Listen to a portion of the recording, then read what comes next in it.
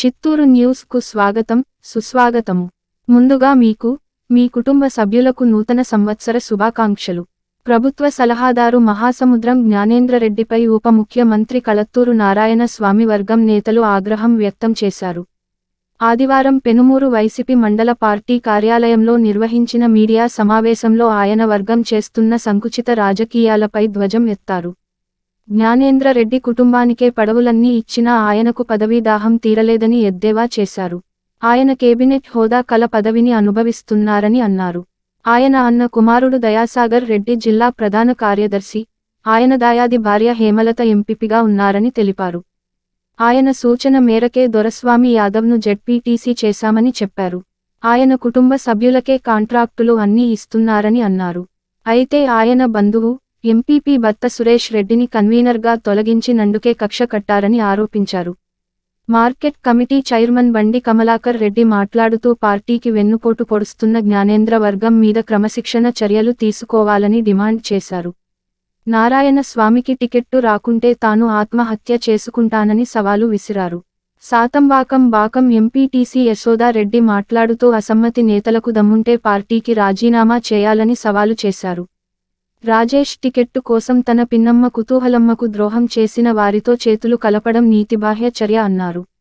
జిల్లా నాయకుడు పందికుంట కృష్ణారెడ్డి మాట్లాడుతూ దళిత ఎమ్మెల్యేలను బెదిరించి బ్లాక్మెయిల్ చేయడం తొలినుంచి జ్ఞానేంద్ర రెడ్డికి అలవాటు అన్నారు. తన వర్గాన్ని కాపాడుకోవడం కోసం రాజేష్ పేరుతో మైండ్ గేమ్ ఆడుతున్నారని ఎద్దేవా చేశారు. మండల పార్టీ కన్వీనర్ కామసాని విజయకుమార్ రెడ్డి మాట్లాడుతూ పార్టీ పరువును బజారుకు ఈడుస్తున్న పారిని పార్టీ నుంచి బహిష్కరించాలని కోరారు. వచ్చే ఎన్నికల్లో జ్ఞానేంద్ర వర్గం వ్యతిరేకించినా నారాయణ స్వామి భారీ మెజారిటీ గెలుస్తారని ధీమా వ్యక్తం చేశారు.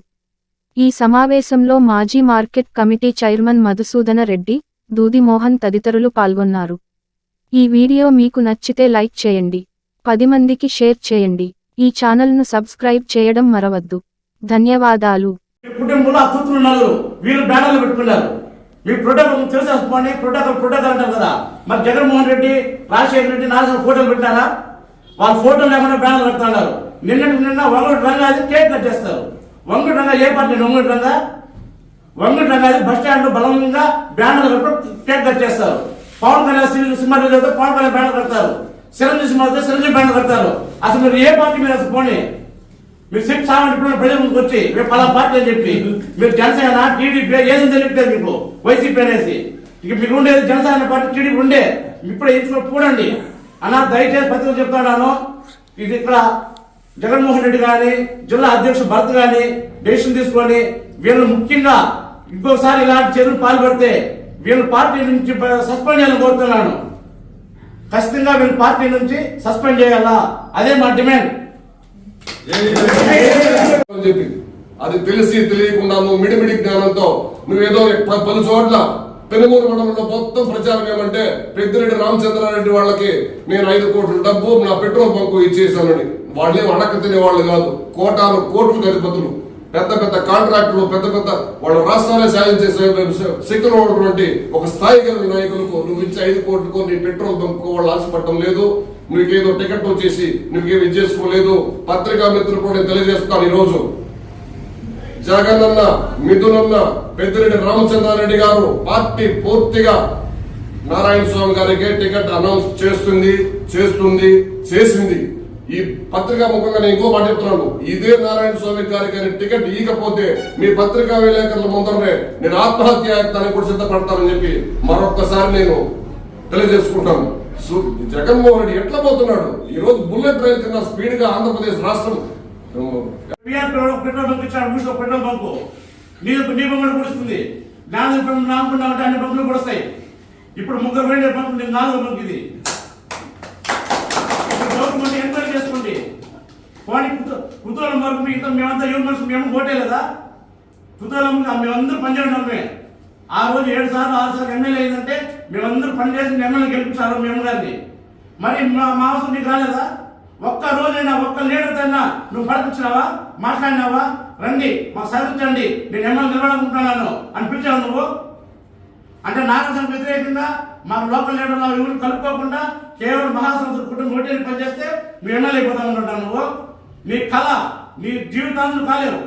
రాబోయే రోజుల్లో కూడా మళ్ళా పార్టీ పనిచేసి మొత్తం నియోజకవర్గ ప్రజలు తిరిగి కష్టపడు.